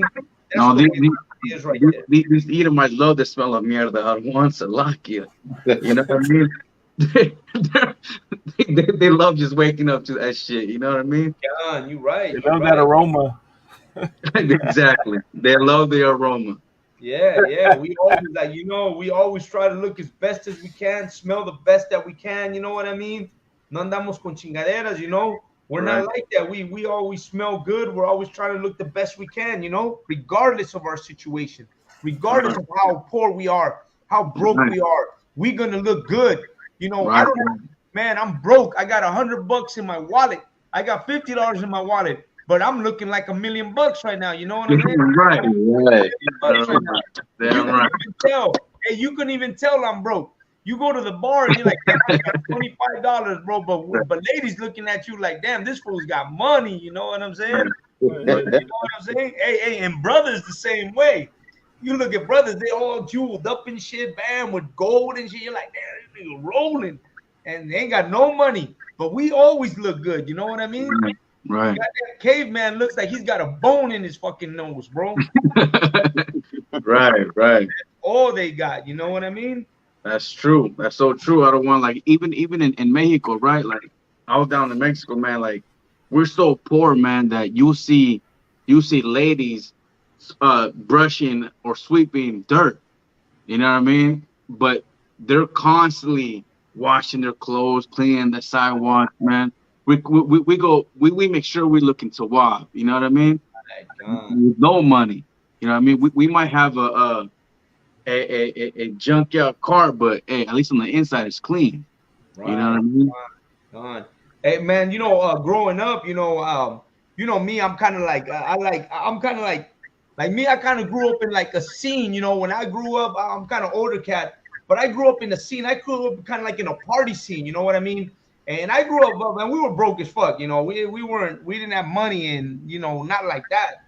But what little money we had, we made it go a long way. My first ride, my first car cost me $500. You know what I'm saying? I had a Bug, $500.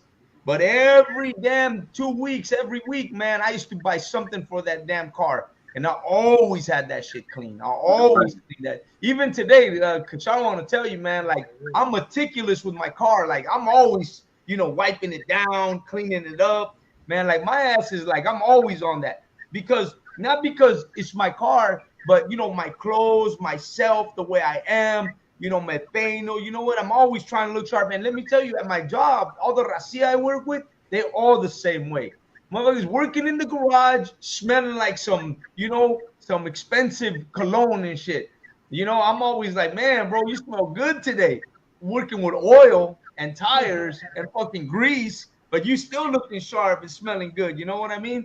And that's because that's in our nature, man. That's passed down to us. Let me tell you something, man. Spaniards are not like that, carnal. They, you know what? A lot of them, they don't take baths. It's a fact. They don't take baths. They're not like us, man. A lot of nations are not like us.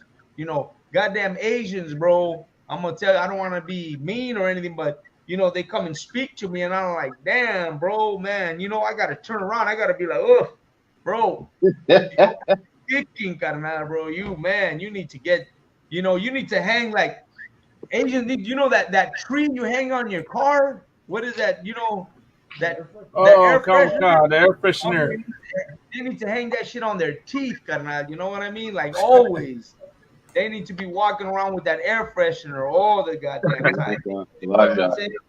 It's just not the same. You know, when we were growing up, I remember that like the Armenian fights, we used to call it the Armenian fights, but we were always like, man, Armenians stinky, bro. They be smelling like underarm. You know what I'm saying?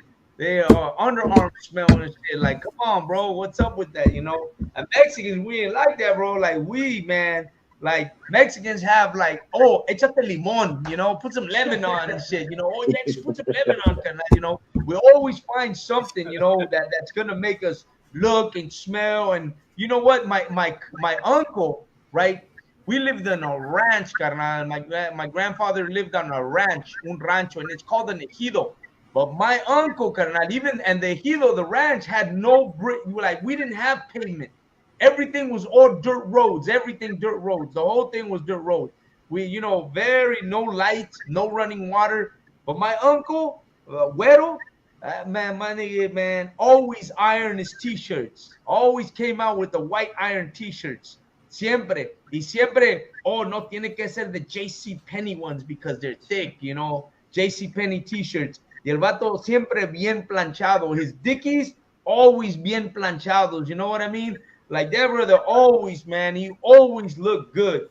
A t-shirt, some Dickies, worn out Dickies, some winos, but man, always had to look good. Even in the rancho, he had to look like that. You know what I mean? Always bien peinadito, always well groomed. That's because that's the way Raza is. Go ahead, bro. No, Salaki, that's how the Israelites are. The one, I mean, even our characteristics show that we're Israelites, man. You know what I mean?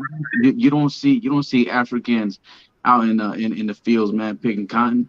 You know what I mean? You don't see that. You know what I mean? But you do see Mexicans out there, man. Everything that we do, man, it's so Israel, man. It's so Israel, from our cooking, from our the way that we work, man, the way that we like to stay clean and smell clean, no matter the conditions that we're in. You know what I mean? We're always moving forward. We're always prospering, man. We're a hardworking people, man. You know what I mean? Gone. If I could, sir. Yeah, if I could, I don't want what I want to bring out is, I remember, a cat tried to tell me, because there was a post, right? And it was man, I don't know who the man is, but he's holding a sign that says Chicanos are God's people too. So I responded to the post and I said Chicanos are, oh no, is Chicanos are children of God too. I put Chicanos are God's chosen people. This cat came at me and said they're not, they're not, the Israelites are. So I asked him, so who are the Israelites? Of course, he told me, the so-called Jewish man. So then I said, okay, the Bible says God's people are the salt of the earth. So I showed him the pictures of the Chinos, right? The Asians trying to dress like cholos, using that Chicano subcode cross and nation. And I asked him, I said, so if they're the salt of the earth, how come you don't see the Chinos across, dressing in those yarmulkes and those long, whatever, those suits that they wear? You don't see no other people copying them. You know what I mean? You don't see nobody wearing those weird, what the hell are those things even called on the side of their heads, man? With those hats and all that. You don't see none of that. Nobody copying that. But you do see them trying to look like cholos. You do see them trying to look like Chicanos, trying to look like Native Americans, trying to look like, like Judites, But you never see them copying any other culture, any other style but ours. You know what I mean? So you can't tell me you're not.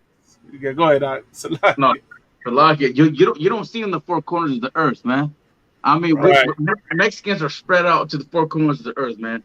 We're in every goddamn kitchen. You know what I mean? We're man. I'm trying to lock you. It's like everything about us is so Israel, man. You know what I mean? It's a lot. Right. Barack You know what I Yalla, you got something, Barack Yalla?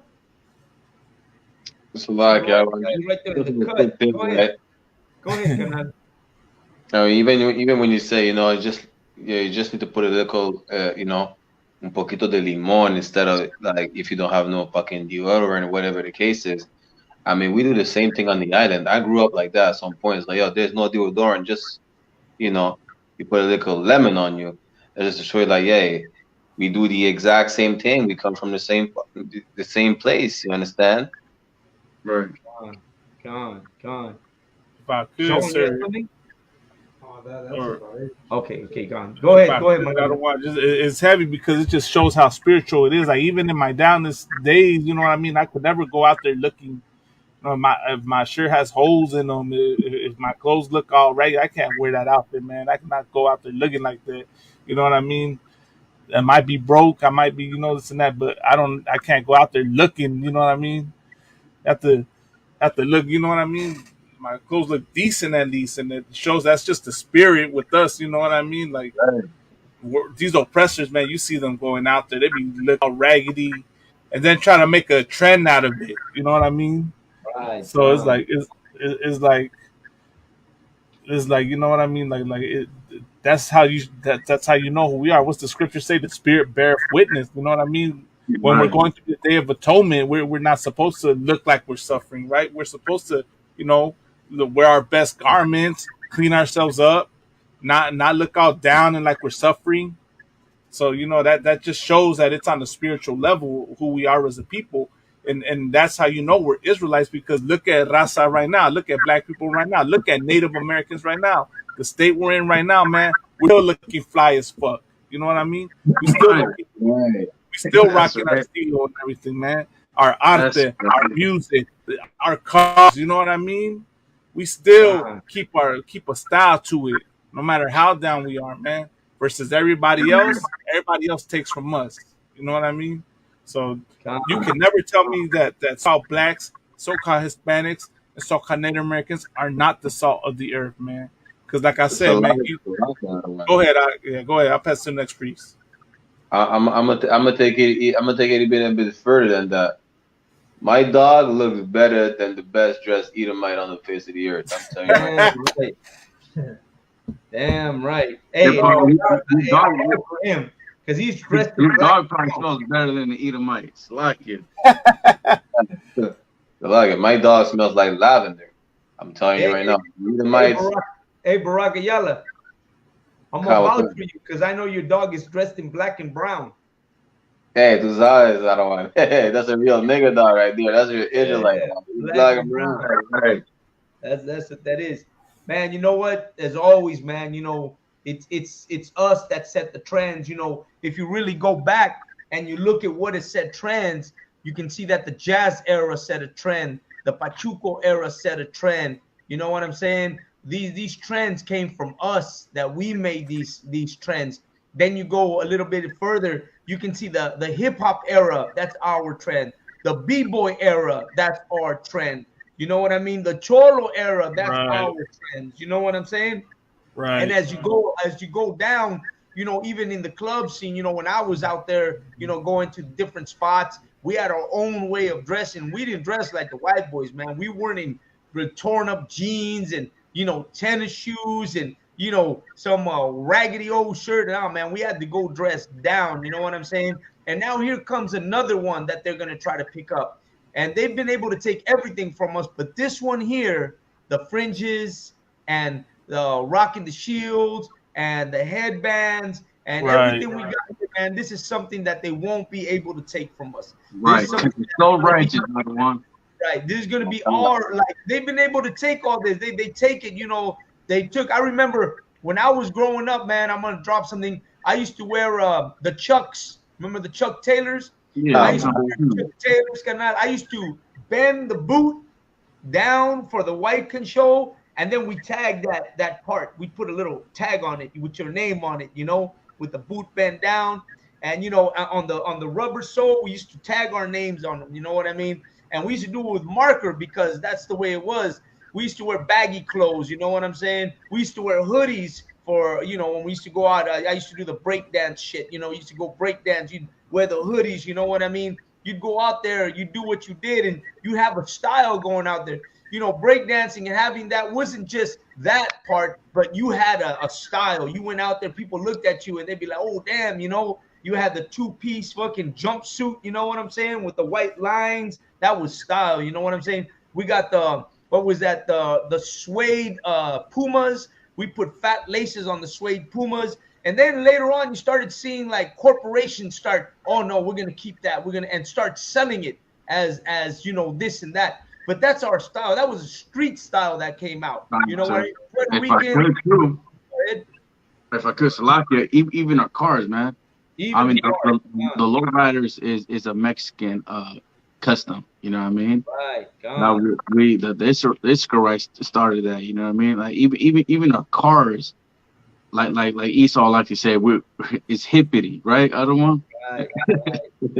Yeah. And man. let me tell you something. Like in the West Coast, it was the lowriders, but on the East Coast, carnal, it was the Lincolns and the Cadillacs for the brothers, with the big ass antennas in the back. You know what I'm saying? All gold trim. You know what I'm saying? That was their thing out there with the suede interiors. Like if you look back, you can see that the brothers in the West Coast, in the East Coast, they had their own style when it came to their cars, and in the West Coast, the Raza had their own style. You know what I'm saying? Right. And this is you can see it, man. You can look into the 70s and the 60s car culture for the West Coast and the East Coast, and you'll see there was a difference. You know, and now you got like the Asians. What did they came out with? They came out with the Daytons. You know what I'm saying? The 100-spoke Daytons. And what did we use? we used the Krager spoke rims. Remember them Kragers? I don't know. Well, maybe I'm giving up my age. They used to call those. I heard they used to call those Danes the killer Danes because motherfuckers are getting smoked because of. Oh yeah, I remember that, man. You drove around in Danes, gold spoke Danes. You'd be pulled over and you get shot in the 80s. Carjackings is what they were. You know what I mean? Back in the day. But we used to use regular Krager rims, hubcaps, whatever we could put on our car, whatever was cheap. Chrome rims, chrome spoke rims. That was our thing. But that just goes to show you how cultural we are. How anything we do, a lot of us, we come from different eras, different places, different times. I was kind of fortunate to grow up with my carnales and me and see everything, kind of go in different types of cultures or, different things that we did. But in the end, we're the ones that set trends. We're the ones that make shit happen. We're the ones that are doing things like that. You know what I'm saying? Go ahead. Constant. No, I was gonna say, yeah, we're definitely salt of the earth, man. Everything that Blacks and Spanish American do, the whole world wants to do, man. From the music, from our styles of fighting, from our food, man. They love Mexican food, man. They love American food, but they hate the Mexican people, man. Right. And like everything that we do is just so stylish. There's so much swagger and there's so much stilo in it, man. There's so much flavor in it. You know what I mean? They love our culture, man, but they hate the people, man. Absolutely. All right, well, let me go to Barack Ayala. Barack, go ahead and speak on the evening, man. Tell us what was going on. It's already 1:30, so 1:30. Oh, and we've already been in an hour and a half, so let's go ahead, man. Let's go ahead. Back, over here it's already 2:15. I don't know about no 1:30. I don't like it. Go ahead, Carnal. But yeah, just even to add on what Officer IR just said, we are the salt of the earth. We are the true spice of the earth. Without us, the whole world would have been like a bland soup. You understand? The whole earth right now would be like unseasoned chicken, unwashed. Right. You understand? Because now the thing is that if everybody wants to copy us, our style, the way we speak, the way we walk, we dress, you understand, the way we do music and cooking, why would we want to copy them? Why we want to celebrate Halloween, Christmas, and them things when they're the one copying us? That's right. We should show them the example and, have all the nations celebrate the Passover. You understand? Right. We should have all the nations make sure like we all living in the righteous way. Follow us. Let's make us stop following them, and then we'll understand that by following them we look, just like unseasoned chicken. Sir. Like I said before, we are the next big thing. You know what I mean? Look at Kanye West, man. Trying to act like us and talk like us, man. You know what I mean? We are the new wave, man. We are the new trend, man. And the thing is that it's not that we are the new wave or the new trend. We've always been the trend. We've always been the wave. You understand? But we decide to follow the oppressor. That's all it is. You understand? Right. Absolutely. Go ahead, Estellar. No, I was just saying that, you know what I mean? Like everything that we do, the whole world wants to do, man. What Blacks and Spanish and Native American need to start doing is watching the ISUPK. You know what I mean? Right. You know what I mean? Kanye West needs to get into class, man. You know what I mean? All these celebrities talking about Hebrew this, Hebrew that, man. Get into class, man. You know what I mean? If you want to talk the talk, man, walk the walk, man. It's a lot of people. John, you're right about that. Go ahead, Malagma. I just want to add to what Officer Ayara was bringing out. I'm gonna say this, man. Let them talk about that. Let Kanye and every other big celebrity talk about being an Israelite, man. We say it in us every time. What is it? Open up the internet and the airwaves. So this is what we're asking the Lord for, because they're gonna listen. People are gonna hear them out, and then you know who they're gonna come check? They're gonna come check us out. You know what I mean? They're gonna come check out the original home of the truth, which is the ISUPK under Command of General Yahana. You know what I'm saying? I also want to add this, man. I know tonight was Halloween, right? So, a lot of people was out there, trick or treating, taking things out. I'm gonna say this. What's funny is that I saw a lot of posts, talking about, if you're not raza, you can't dress up in the show. What's that called? In the Santa Muerte and all that. You can't. They're telling people not to dress up like that. Then they're telling people, you know what? If you're not Native American, don't dress up as a Native American. I'm gonna say this for my raza and my indigenous brothers and sisters, man. Y'all seeing that, right? That should be more of a reason to not partake in Halloween. You know what I mean? You see how these oppressors mock you. Halloween is another opportunity for the so-called white man to mock indigenous people. That's why they love it so much. You ever wonder why they dress? They dress like in the most racist costumes. They put on blackface. They put on brown face. You know what I mean? They copy. They imitate and mock us. So that should be more of a reason for us to never partake in this holiday. It's not our culture. It's satanic. How many kids I don't know are gonna go missing, tonight and die because of poison laced candy? Man, y'all gotta wake up. And I'm gonna take it a step further. If you celebrated Halloween tonight, I don't want to hear a damn thing out your mouth about people appropriating your culture, man, because you're partaking in the same event that allows it to happen. You enable it when you celebrate Halloween, man. So you mad because you see people dress up like a Native American, but you was out there, trick or treating too. You should just be quiet, man, because you know what? It's hypocritical to complain about the holiday that allows this and you partaking in it. Raza should take a stand. Indigenous people should take a stand and boycott this day, just like you boycott Thanksgiving, which is the next, that disgusting holiday. You know what I mean? Right. So that's all I wanted to bring on, man. May my people wake up and separate their spirit from America. Let go of this oppressor's culture, man, and come back to here to learn to love your brother as yourself, man. You know what I mean? That's right. Salaki, I'll get the first to the next one. Oh, Salaki, sir. If I could, I don't want. Just real quick, I also wanted to mention, right? We got the for Officer Karyash, right? We got the giveaway. You know what I mean, on the Menominee Reservation, which is happening in November this month. I believe it's the 18th of this month. All right, I got the flyer right here. If I could share it, go ahead.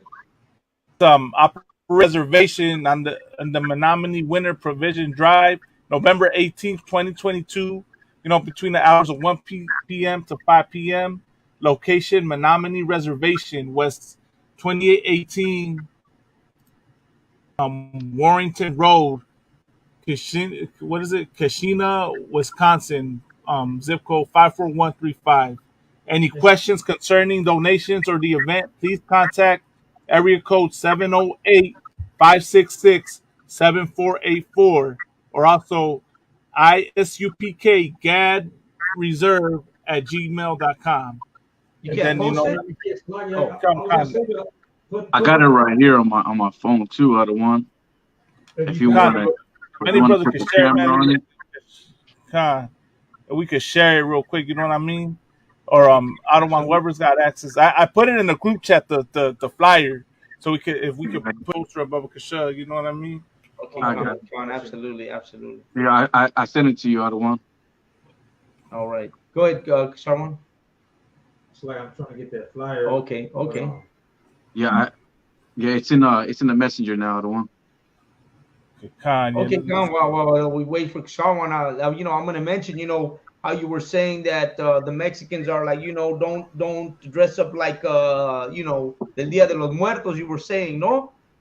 Sir. That they don't want people dressing up like los Días de los Muertos. Man, if only Mexican people knew that Dia de los Muertos festival is not an Aztec or Mexican festival. It's a Catholic Church festival. That's what it really is.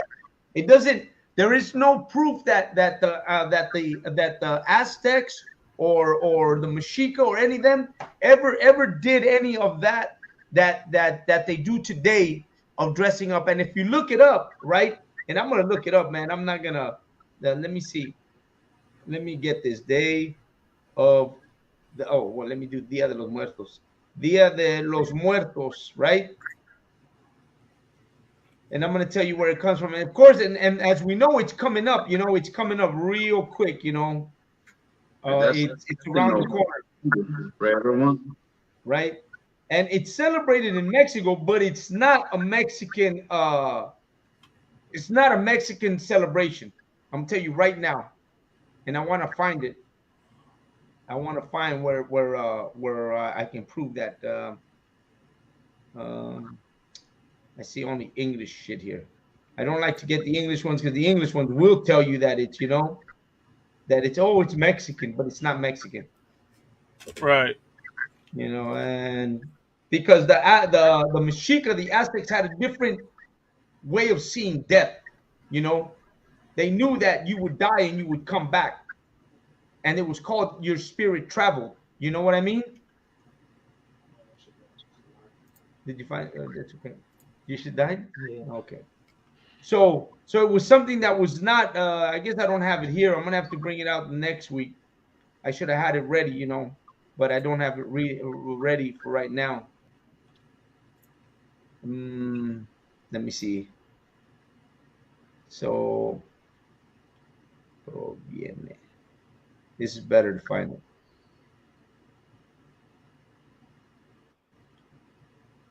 Let me see.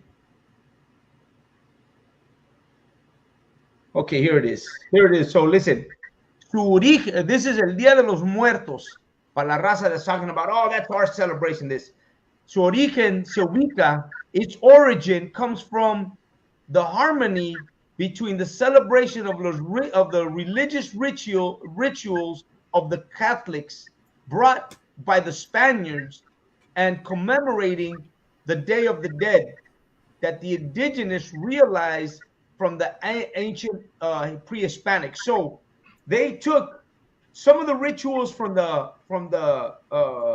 indigenous people, but they put it in with the Spaniards' Catholic traditions. You see what I'm saying? So it's not it's not an indigenous. We didn't celebrate it the way you see it today. What we saw, we talked about it last week. Dice, la celebración del Día de los Muertos se lleva a cabo los días 1 y 2 de noviembre, ya que este se divide en categorías de acuerdo con el calendario católico. So, the celebration between the 1st and the 2nd of November for Day of the Dead is actually on the Catholic calendar. That's where they're getting it from. You know what I'm saying?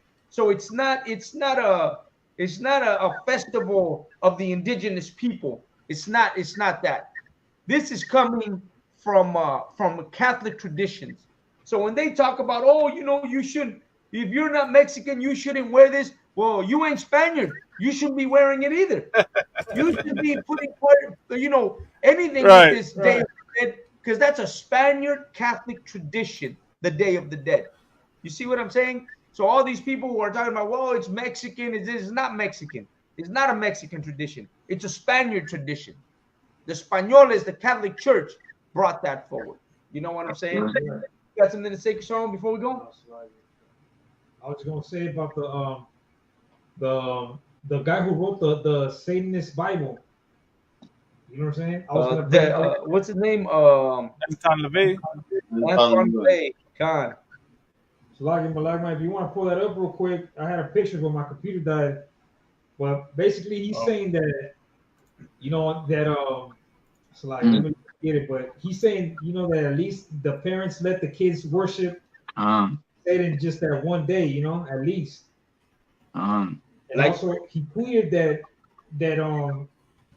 Halloween had everything to do with, what's it called? Rituals, sacrificing, raping infants. Right. He tweeted that.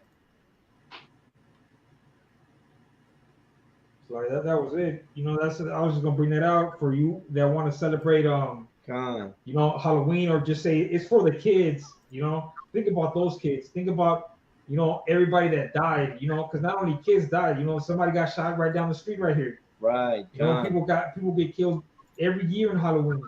And people are out there partying, going crazy. They end up getting killed one way or another, whether it be by a bullet, a car getting hit, drunk driving, eating poison candy, right? Eating fentanyl, right? You know what I'm saying? Go ahead. If you partake in that, that's what's gonna happen to you. or somebody you love, and you're gonna say, what, for the kids, is it worth it?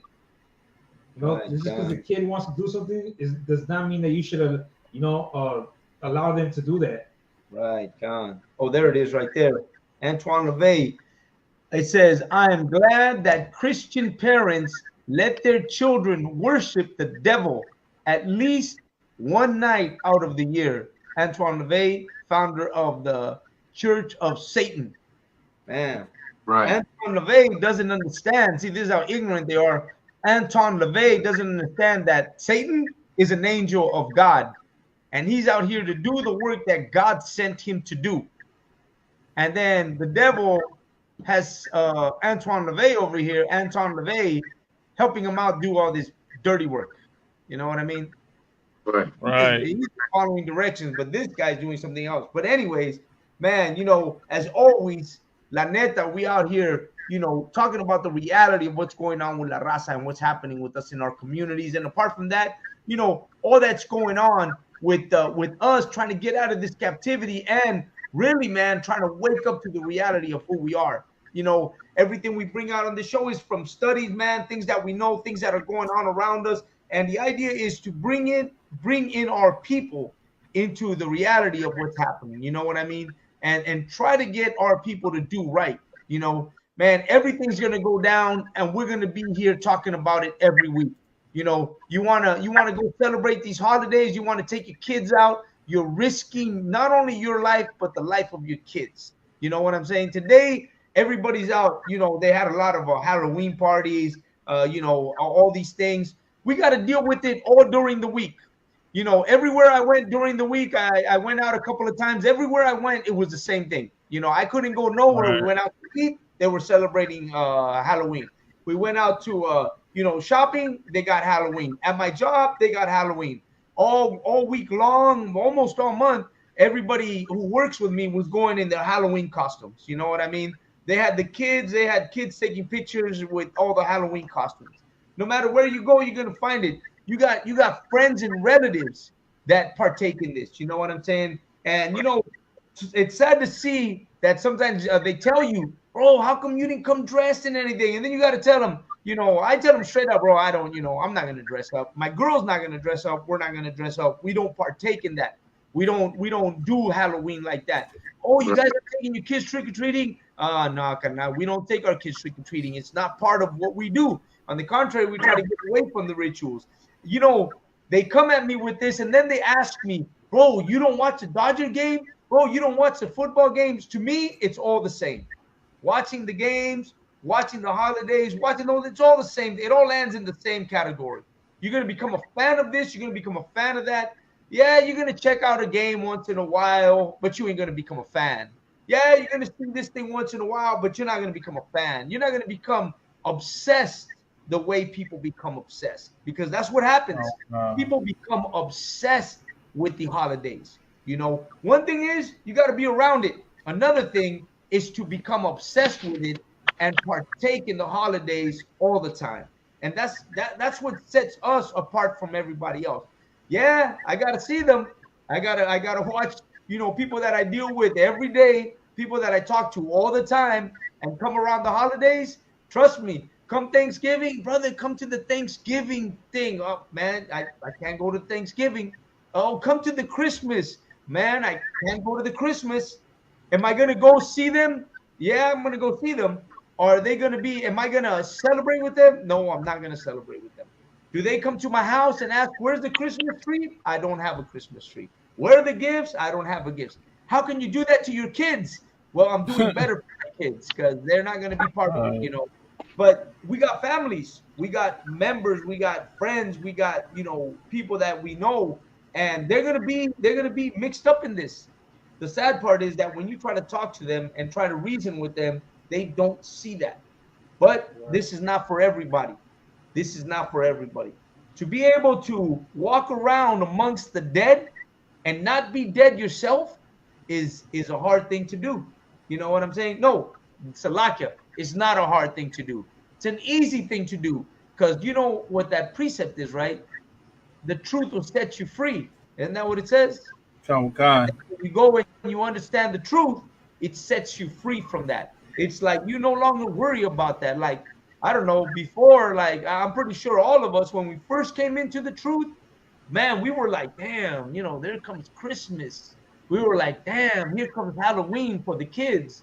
Damn, here comes Thanksgiving with the family. Pretty sure when we first started, we used to have that kind of like feeling.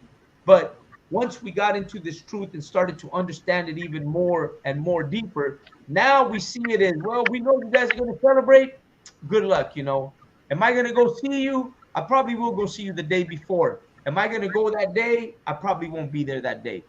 But I am going to go just because you're family, just because you're friends, just because we still, we still show love to our people because, we do, because that's who we are. You know what I'm saying? With that, man, the water for everybody for joining us. Yeah, the one. Go ahead. Nunca olvides el hombre blanco, tu mujer, tu pinche bastardos de hijos y hijas son los pinches diablos que hablan la Biblia. And with that, the water for joining us. Till next week, shalom, Israel. Shalom. Shalom, raza. Shalom, raza.